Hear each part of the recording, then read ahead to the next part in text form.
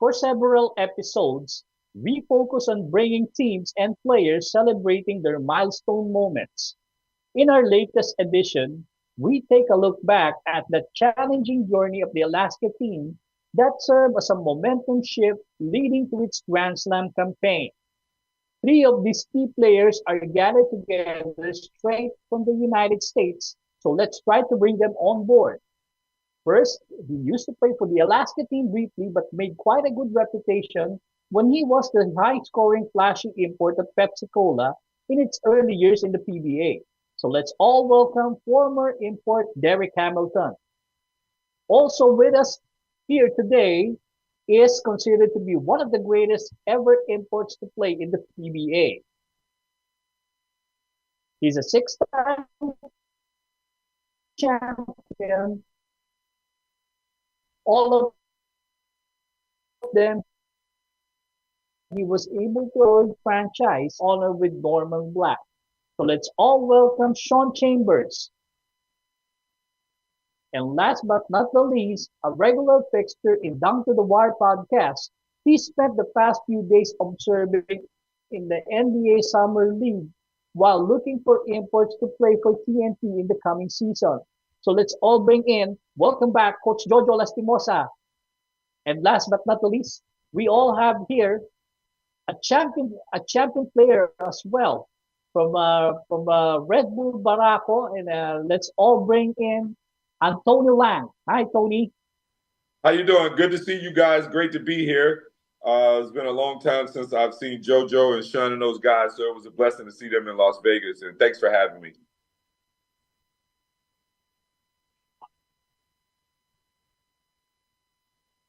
Of course, we mentioned Alaska, but with Derek is his cousin who also played for Red Bull, and became a part of its champion team. Let's all bring in Antonio Lang. Tony, hi. Good morning. Hello, hello, hello. Hey, everybody.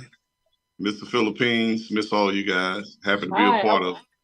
Oh, oh, a lot of curious fans want to see you, Tony. Okay, so they try to relieve that glory years you had with Red Bull. Yeah, it was good basketball. I miss my teammates. Best fans in the Okay, world. Best basketball in the world. Yep. But I'm all right. I'm doing okay. I'm doing okay. okay, all right. Yeah, yeah. Okay, so next on board is considered to be one of the greatest ever imports to play in the PBA. He's a six-time champion. All of them he was able to achieve with Alaska in its storied franchise, and is the only other import to be fitted Mr. 100% performance and share that honor with Norman Black. Let's all welcome Sean Chambers. Hi, Sean.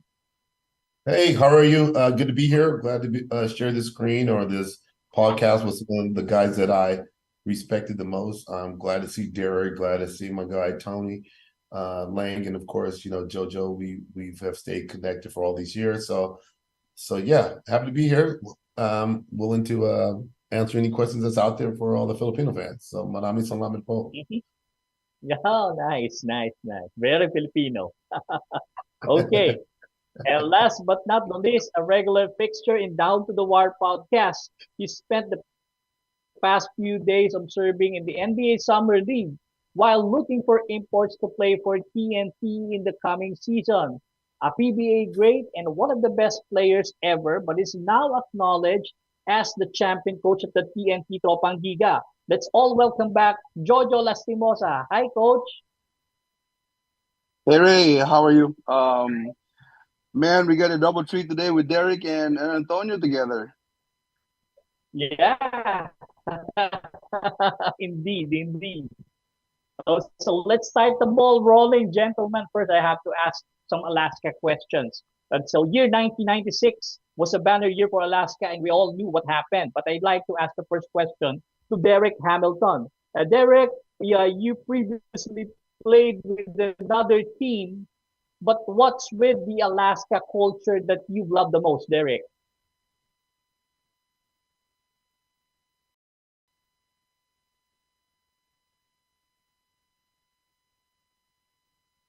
Derek, Your Yeah. audio is not Yeah. working. Can you hear me? Yeah, we can hear you now. I Yeah. think sometimes in life you have a special opportunity to gel with certain people in certain Mm-hmm. times of your life. And that was one of the moments for my life. I've had a lot of great moments in basketball and in life. And 25 years ago, that was like, it was heaven. And it was basketball heaven. The camaraderie was amazing. The fans was amazing. And it's something that I cherish forever. But, things happen in life, you move on. But as you can see right now, we're all here together. And like Jojo, like I just saw him yesterday. Sean, like I saw him yesterday, and it's been over 20 plus years. So I've seen Sean since I've seen Joe before I've seen Jojo, but it's just been a long time, and it seems like yesterday, and the camaraderie is still there. That's when you know something special. Okay, right. So, second question, this is for Sean. Sean, you came into the scene to replace Derek midway the Commissioner's Cup that season. You were supposed to play for the team in the season-ending conference, but was forced to do so because of the team's needs. How tough was it playing your way in to get back into tip-top shape that conference, Sean? Yeah, well, everybody know I came over not completely in basketball shape, and Mhm. fortunately for me, what Derek had accomplished and the team had accomplished, they were so far ahead of the league. I just need to come in and work my way back into shape and just kind of sustain the success they were having. So, kudos to Derek, kudos to all the Alaska teammates that were on a nice roll in '96, and it was my job just to not come up and mess it up, So just kind of fill in the Mhm. blank and fill in when it was necessary. But yeah, no doubt about it. I was a little bit matabat when I came over, a little heavy, because it was not my time to play. And a lot of people told me how heavy I was, including the Mr. Jojo Lastimosa. Really told a lot of these people told me how I need to get myself in shape. And we did that, and we continued on with the journey. So again, we wouldn't have been there without the lead or the conference lead that Derek helped get the team in before I got there. Okay, right. Okay, Coach Joe, I know winning the All Filipino started things off in that where you were also chosen the finals MVP. But how tough was the Commissioner's Cup, Coach Joe? Um, Tough because we were used to Derek already playing there. Having a bigger guy. And then Sean coming Mhm. in a little bit undersized, but not undersized in heart. But the adjustment there, it was everyone was caught by surprise, and what happened to Derek was unfortunate, and well, he's got some stories to tell for us later. But Yeah. it was hard at first. It was hard at first, but we already know how Sean plays anyway, so it's not as if he's new to us. So it was not a big adjustment. I think the surprise in the beginning that we had to change the import, which it was really really tough.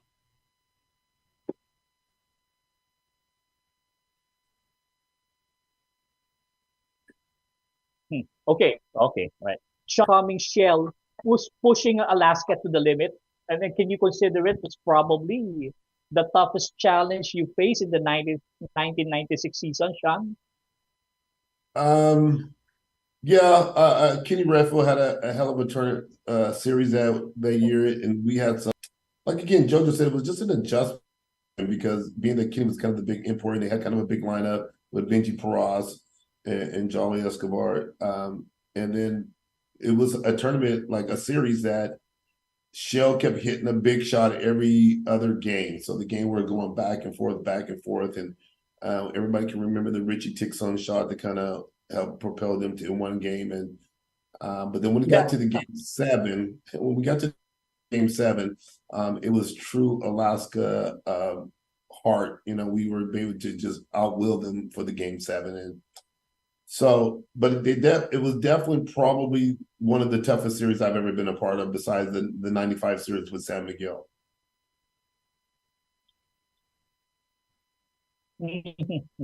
Okay. Derek, I know you had a wonderful time spending a career in basketball in the Philippines. There were highs and there were turbulent moments as well. But would you like to reflect at these great moments and forgettable ones, Derek? Oh no, it's not a big deal, man. It's 2023, man. Um, what I told JoJo and Sean, and this is the way I really, really feel about this. It's the first time I ever talked about this ever. Uh, I think they thought we were going to be too good. You get Sean, you get all Filipino, and you get me year round. Every year, I had a lifetime contract, just like Sean did. Fred knew what he was doing. You know what I'm saying? Tim knew what they were doing. And I smoked a joint. Marijuana these days are legal around the world. So what country do you smoke a joint and get banned for life? 2-week ban, yes. Month ban, yes. But for life, that doesn't make sense to me. But, you know, I had a great career in Europe. I did great. I have 2 great kids. My life is perfect. I play a lot of golf. So that was just a blimp in the radar. But like I said, Sean came in and did his thing. It was a great team.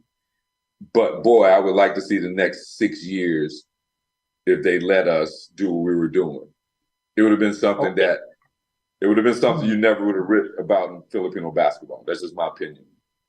Yeah, but I'm sure you've learned a lot of lessons from those experiences, Derek, and that prompted you to strive even harder and paving the way to a more successful basketball career overseas, right?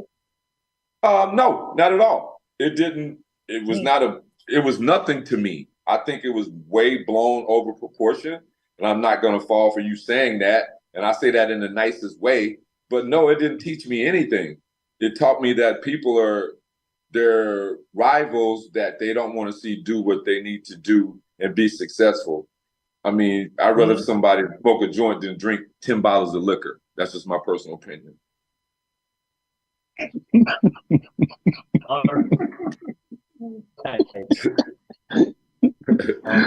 how I feel, JoJo. I know. Hey, man, no filter. That's Derek. That's why I like you, man. That's why I love you. Hey, I'm being honest though. Yeah, it's good. Yes. Yeah. He asked me, did I feel bad? Correct. I said no. I went straight to Europe and had an amazing career. Like, you know, I wish I could have been in the Philippines for every summer. You know, I could see myself living there, but a joint, lifetime ban, come on, let's be serious. Hey, we're gonna have another. We are gonna have another interview, okay, tomorrow, and this will be coming from a former commissioner. So he's gonna shed a better light about that. Yeah. Yes, it would be amazing. Okay. And I think though, like if Derek, I'm speaking on because of the journey path he was on.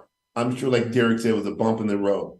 I'm sure Derek was the situation never happened that he would continue to come and play for the next 10 years. Because if Derek would have played the next 10 years, Derek's in the conversation as the greatest player that ever played over there. He was one of the most talented guys.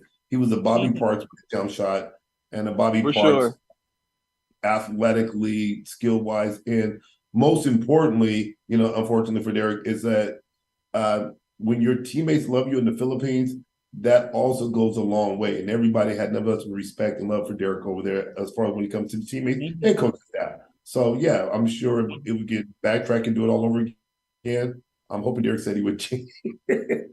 What'd you say, Sean? Yeah, I'm hoping you would say, I don't want to hoping you said, yeah, we hope it didn't happen the way it happened. But because no, I hate it happened the way it happened, but I wish I could tell you why it happened and how it happened, but I don't want to do that. Go there. We don't want to go there. You know what I'm saying? But again, but it was amazing. So, like, you know, after Derek had finished, I came over, we got to hang out for a while and just really connected like brothers, and that would have went on for the next 10 years. Yes, it would have been amazing. We would have beat Antonio and all of that. You know what I'm saying? Yeah, that was like 5 years. Yeah. No, hey, man. Son, we'd have got it, dog. I'm telling you. Tone would have had no chance, man. Man, y'all would have been you old got, men. We would have drug y'all out there. Y'all would have been I would, Okay, but okay, yeah, I everyone. mean, again, Yeah, it would have been nice, to kind of see that through. But we here where we are, and like Joe said, we all are connected. We still all got love for each other. okay. Exactly. And by the way, everyone, joining us is another former PBA great import, a champion reinforcement from Red Bull, and cousin of Derrick Hamilton, Mr. Tony Lang. How are you doing, Tony? Hello. Hey, I'm doing great. A lot of you guys don't know Derek's my first cousin, and that's the only reason I started playing basketball. So it's Uh-huh. crazy. Uh-huh. Uh, Okay. yeah. So Tony, I know you came in 5 years after that Alaska Grand Slam, and you played for Red Bull, but immediately you won a championship with the team in your first tour of duty here in the Philippines. And what made that campaign so special to you, to your overseas career, Tony? Well, it was interesting because it was the first championship I won outside of college playing pro ball, and it was cool because all the guys we put the group Mm, together. There was a lot of pressure when I first got there. We had an import that played in I guess the shorter conference, and they made it to the final. So Coach Ying Yao told me that there was a lot of pressure to win, and I'm fortunate that we ended up winning. But the thing that's good, like playing with guys like Noli Loxin and like Willie Miller, Kirby, all those guys, and I don't Junti, all those guys. I mean, a lot of them. I mean, I don't want to miss anybody. I can name the whole team, but just the friendship that was made so quickly, I think is the best memory. And also the fans. I've never seen anything like that as far as following basketball. So it was just one of those things is that I never forgot. And it'll be good to hopefully one day catch up with all those guys. okay. PBA journey is probably one of the best times of your career, Tony. Yeah, definitely. It was unfortunately the second year some things happened, but Yeah. I guess it's just It's against my family. It's the Lang and Hamilton family, It's one of those things. But I mean, overall, I look at it. Everything happens for a reason, and I always wanted to come back and play in the Philippines. But when I went to Japan, I tore my Achilles, so I never really had a chance to come back and play. But All right. but it was really memorable. Mhm. Some of Okay. the best memories ever.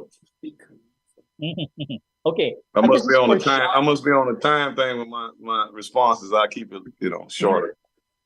Okay. Okay. Okay. This is for Sean and Coach Jolas. Do you think, Coach Joe and Sean, do you think winning the Commissioner's Cup of 1996 proved to be the biggest factor in that Grand Slam run? Coach Jolas. um, well, yes, that was the third conference, right? No, Second. no, that's the Or second. The second. that was the second one. Um, That, you know, the second. every Yeah, yeah. When you beat Shell. yeah, it was just one step closer to winning the third conference, but you have to start with the first one. We had to win the All Filipino first before we get to the second one. And having that problem with changing an import, it kind of dampened the our hopes a little bit because we knew that we were a pretty good team in '96. Um, we lost that All Filipino in '95, and for us locals, we talked about the '96, the coming year that is going to be special. I didn't know, nobody knew that we were going to win three straight. So having Mhm. Derek there in the second conference gave us an assurance, really, that we were gonna walk through this second conference without any problem. And then that thing happened, and then good thing we won. But again, it's a step by step process. Nobody knows what's gonna happen in the conference. You don't know who's gonna be out. Nobody knows who's gonna be playing.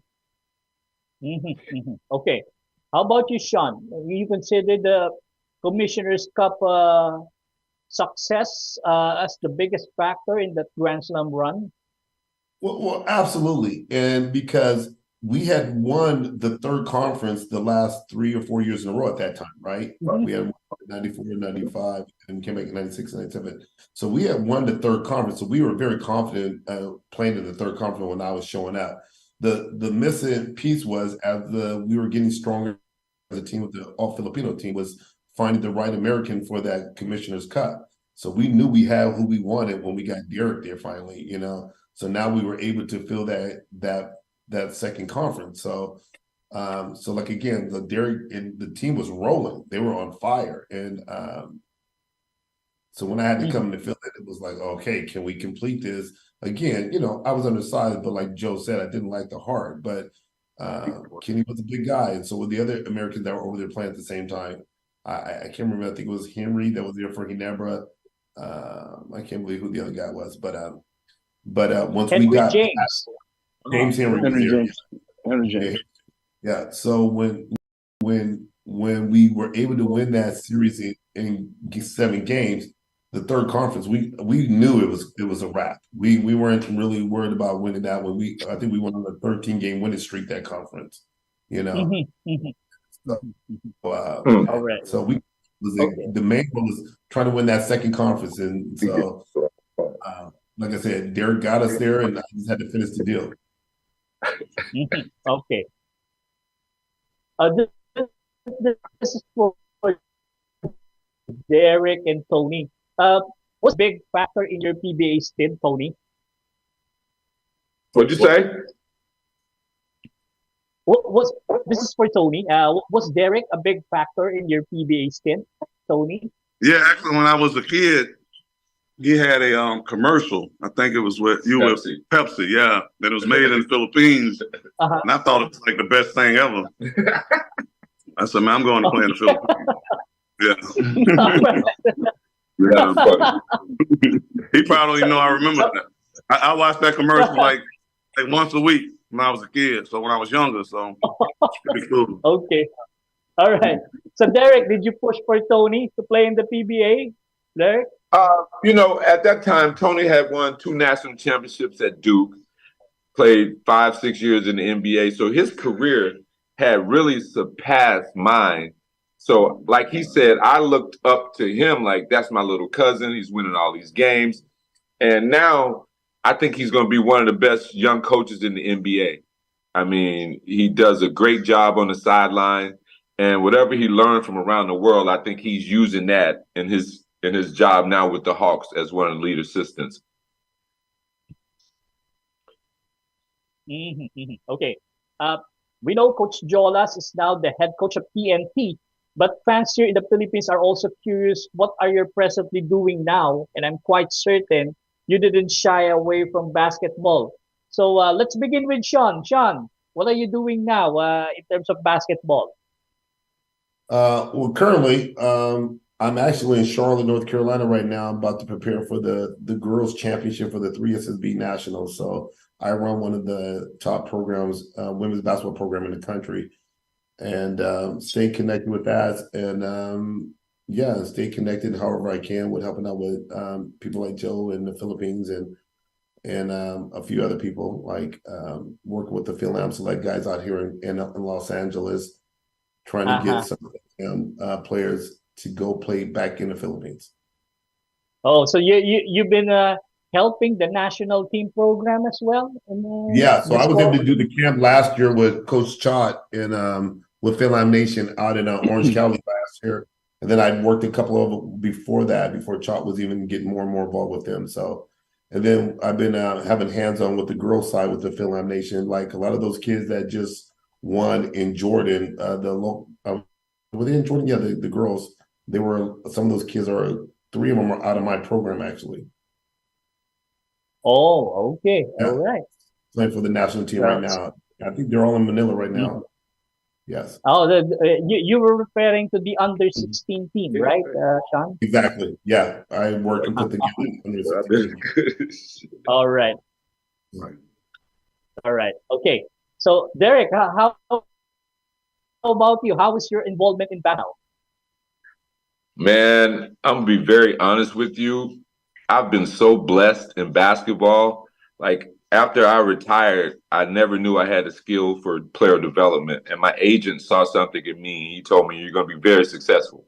So I'm like, yeah, whatever. So I've helped over 20 guys make it to the NBA, 10 first-round draft picks. My guys have made over $200 million. And I stopped doing that like 2 years ago. I got burnt out on basketball. And now I work with Truist Bank, it's the sixth largest bank in America.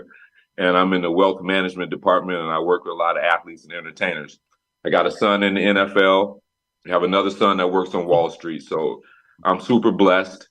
And I'm just here to help. I want to come to Philippines and help JoJo, and hopefully Sean's there on staff with JoJo. I slid that in. You know what I'm saying? Yeah, so say that again, Derek. Say that again, Derek. Yeah. Son, I ain't forget.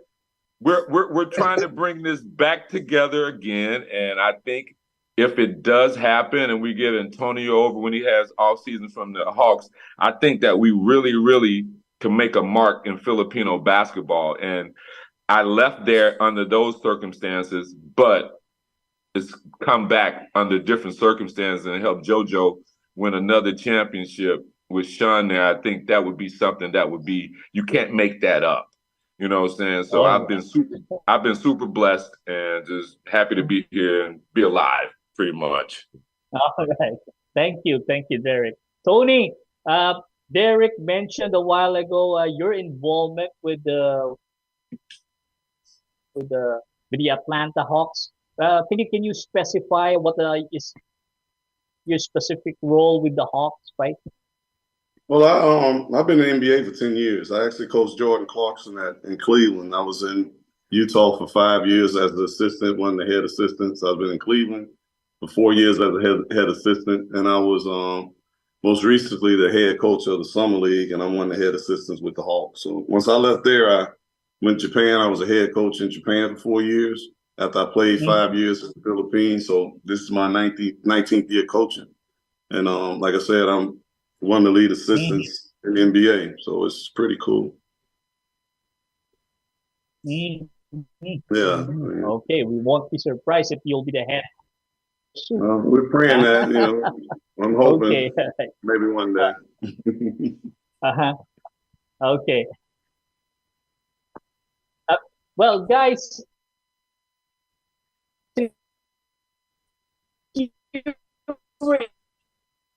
the games in the NBA, some games he played there, what do you think are his chances of becoming the first full-blooded Filipino to play in the NBA? Can I ask you about this, Derek?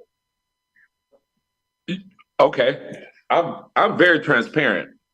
I'm very transparent as a person. So I think the kid has the IQ to make it in the NBA, but a lot of that comes with size, speed, strength. And I think those are the things that he's missing. You know what I'm saying? I think, to get those things, it's a journey. He's 20 years old. So, who knows who he is at 23 with the right training, the right, nutrition and things like that, film study. So I think he has a ways to go, but he wasn't afraid when he got there. He wasn't afraid in the moment. So I think that's the most important thing. But now it's called development. And you don't have to be in an environment to be developed. So I think that's the most important thing for him, to be developed, define his game, define his strength and athleticism, because at that level, it takes athleticism. So I think those are the things that he's missing. But, he's a talent. He's 7'3". You can't teach that. But at the same time, it's a job, and you have to take it as a job. So I just think those are the things. Tony would know better. He scouted him and coached against him. So I think this is better for him to answer that question than me. I'll pass the telephone to him. Okay. Tony, One your assessment on Kai Soto, and he only saw action for 2 games there and played briefly in the last game. He couldn't finish the game even. But what is your assessment on Kai Soto's chances of making it to the NBA? Well, obviously they didn't think he had a chance to win being Summer League. Thing about right now, when he has size, the question with me, and like Derek says about a development in the league is kind of downsized a little bit, so you don't see that many guys his size. So the question is, can he be a rim protector? Can he guard in space? Because there's a lot of switching and pick and roll in the NBA. If he continues to work on that, the skill stuff will come. It's more so on the defensive end. We're always looking for bigger guys. We're always looking for talent. Definitely, he's talented. He's big, but those things he just have to continue to work on. His body will develop at some point in time. He's 20 years old, so I mean, he just has to get with someone and make sure that he's working on the right things. And then it's always about timing. You know, he has to be somewhere where somebody likes him, and he has to have the opportunity to show exactly what he can do. Okay. Sean, you've seen Kai Soto as well, and you've been here in the Philippines for so long, and we're hoping that we're going to see a Filipino player finally cracking an NBA roster. Yeah. But what do you think are the chances of Kai Soto, Sean? Yeah, so what I saw with Kai, when you watch him at first, right, he looks like he's, how would I say it to go, Nahiya, right? He looked like Shying he's away. shy out here, shying away, look like he kind of has a quiet game, and he's very kind of like a humble style game.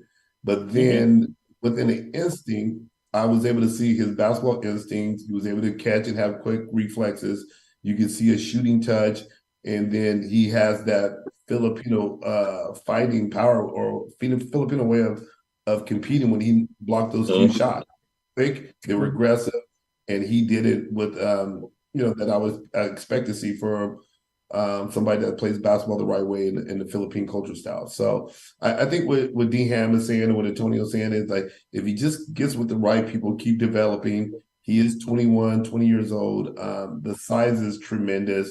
We know by him growing up in the Philippines, he's been just surrounded by the game of basketball his whole life. So with that, there is a foundation to work with.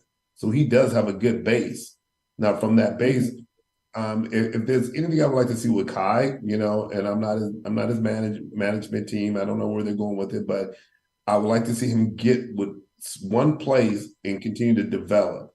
So far, he's been all over he's been like from Australia, Japan, Philippines, U.S., D-League.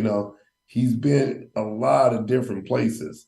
I would like to see him get one place for like a year and just work and stay and develop, because he has the ability. And what's most important for him is the fact that the whole country is pulling for him. Matter of fact, I was at a hotel 2 days ago in Monterey, California, and there was a couple of gentlemen working there at the hotel that recognized me, and we mentioned Kai, and they were like, "Yes, we're all pulling for Kai." So I know Kai knows that. The typical American people don't understand how that works in the Philippines, but he has captured the heart and soul of the Filipinos, that they want him to be successful. Okay, Coach Joe, I'm sure you've seen Kai growing up as a kid, and Irvin Soto used to bring him to the practices when you were with NLEX before, and now you've seen his development. But we're talking here of the NBA, Coach Jolas. So, what do you think are his chances of making it to the NBA, Coach? No, Joe's gone. He talked all that noise about me, and he's the first person to be gone. God don't like ugly. Let me find out where he was. He probably got knocked off somewhere. But, see, God don't like ugly, Sean. What? He doesn't. No, he doesn't. Come on, Joe. What's up with your phone? He just disappeared. He just got disconnected. But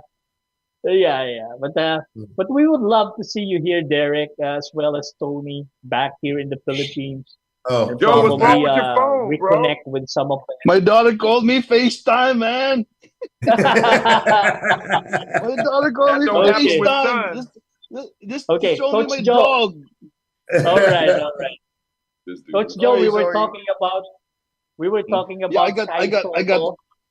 I got the question raised. So here's my answer for you.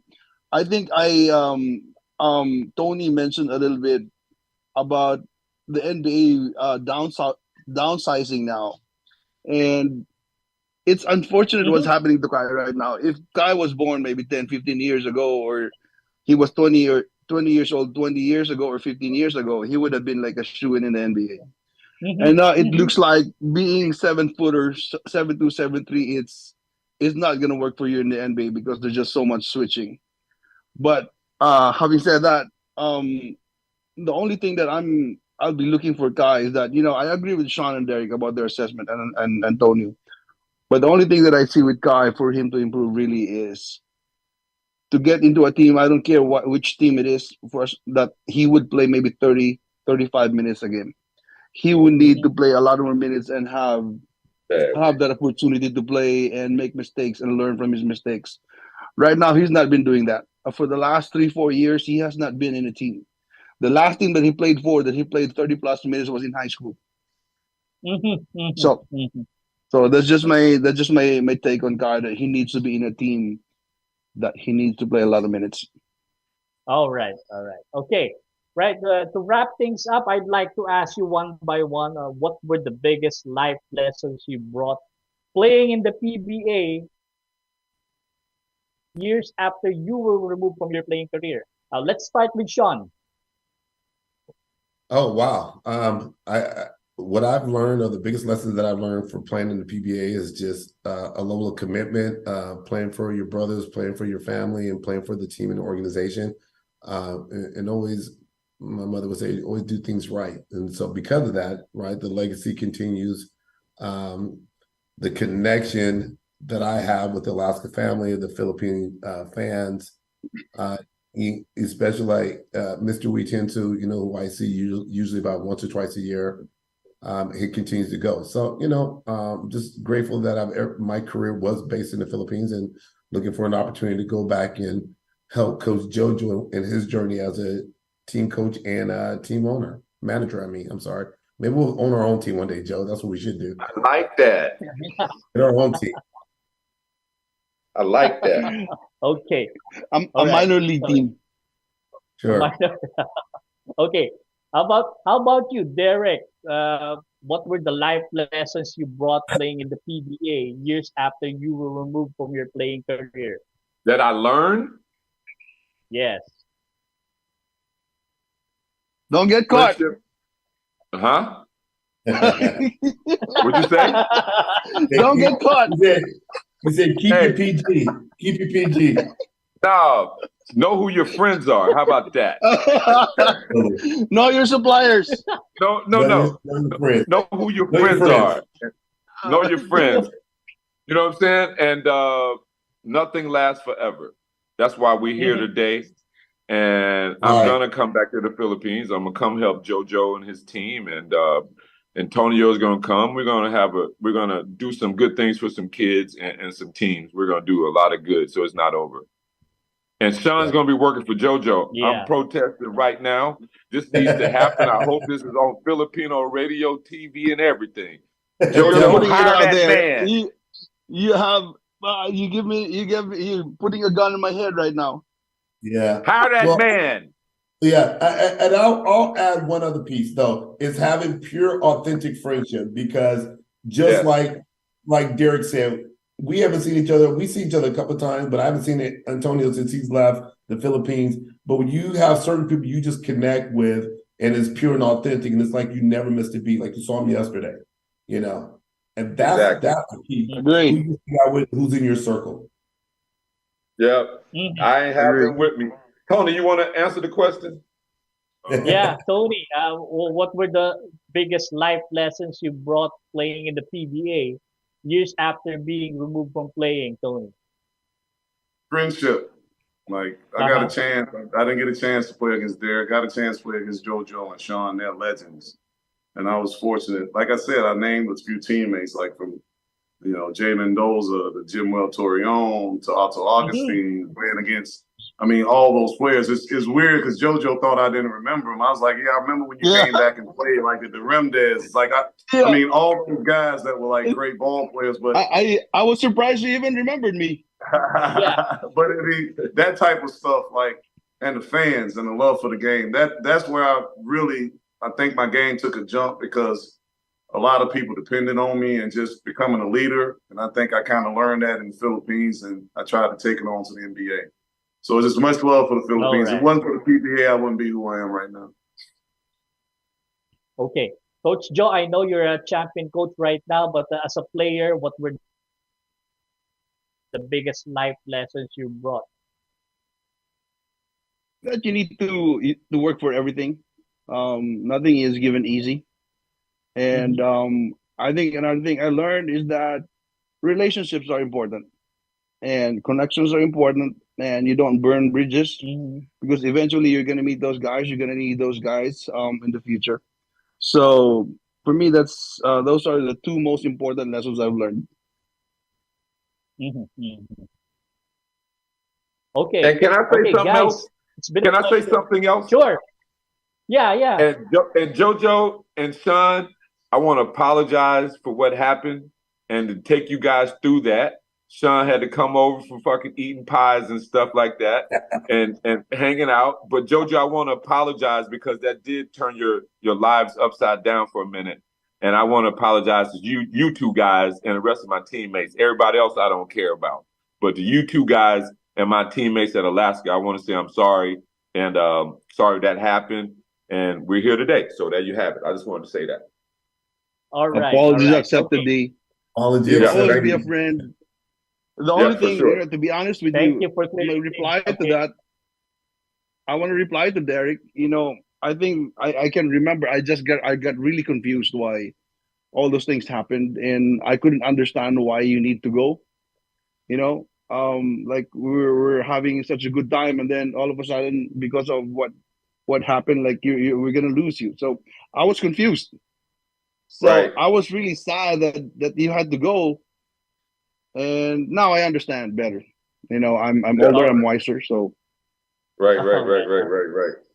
Okay. Anyway, So, guys, thank it's you. been a pleasure for us to have you here. Would you like to meet your family, friends, and perhaps those people that became a big part of your PBA family? This is your opportunity. So let's begin with you guys. Derek, Yes. What was the question? What was the question? yeah, but would you like to greet those fans of yours back then in the Philippines, or try to reconnect with them, the friends, your family? This is your Oh, for opportunity sure. to just say hi. Oh, for sure. I mean, Noel is one of Sean and my driver, one of the best people ever. You know what I'm saying? I want to say hi to Noel and nobody else really. You know what I'm saying? Tim, you should have shook JoJo hand when he won. You know what I'm saying? All right. Okay. Tony, would you like to greet your friends, family, former teammates? And this is your opportunity, Derek. All of them. Tony. It's for me. All of them. I mean, I named almost all of them. From my driver, Noi to Coach Ying Yao to everybody. I mean, hopefully I'll be there. Hopefully we connect. I want to see all of them. I have a big family there, so I just want to make sure I see all those guys if I get the opportunity to come back. Okay. Right. I'm stupid. Fans back home, but would you like to greet them here, Sean, so that they can reconnect with you? Yeah, but I pretty much stay connected with a lot of my friends and families over there. Of course, like Derek said, Noel, our driver, I usually talk to him about once a week. But to all the Filipino fans, everybody that's my whole career, as always, Manami Salamat Paul. Thank you for always being supportive for what I've done out there in my career. But Yeah. the love has never stopped, so I'm always grateful, always appreciative. All right. Okay. Coach Joe, after Alaska, then here comes TNT. You're now having a new journey as a coach, but of course, people would Yeah. still remember Alaska even after the franchise was acquired by a new company. So, would you like to read them, Coach?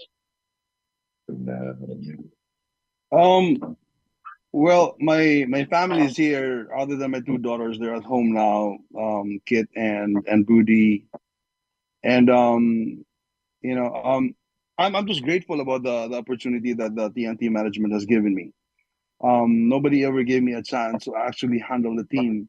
I was with Alaska and having that opportunity, but never get a chance to be a head coach. So I thought coaching has passed me by, and then all of a sudden, I was put in a position to handle TNT an interim basis, and it was an experience I've been trying to kind of dream of, maybe 10 years ago, and well, it's never too late.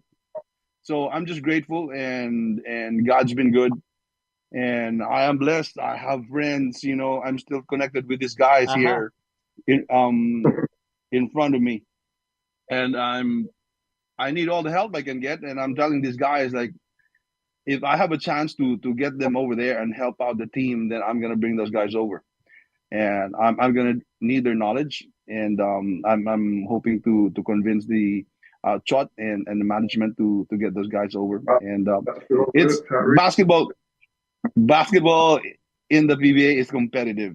So whatever edge you can get, whatever knowledge you can get, if Antonio can get us a little bit of knowledge, then that'll be a great help for our franchise. Definitely, definitely. And I forgot one person, Kurt Collier. I got to say hello to him. That's my dude. So, yeah, but definitely, Coach. I'm here whenever you want me. Definitely. Oh, I can probably afford you, Antonio. okay. Hey, you ain't got to worry about me. I'll get there. Just give me there.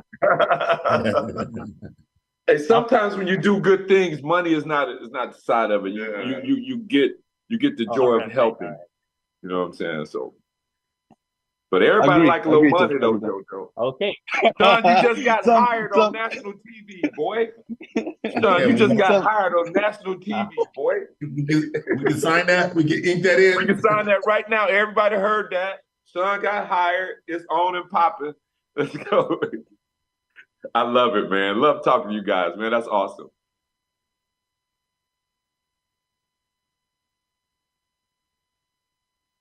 Okay. Right. So great moments that are hard to come by stick to our memory, and it's worth discussing over and over again. It's timeless, it's worthy to talk about then and now, especially when it's down to the wire. My name is Ray Hoble. Bye, guys. All right, guys. Peace out. All right. Peace out, Sean, Derek, Antonio. Later. Thank you, Ray. Bye. Thank you, Thank you, Ray. You guys, Thank good you. morning. Thank you, Derek. Thank you.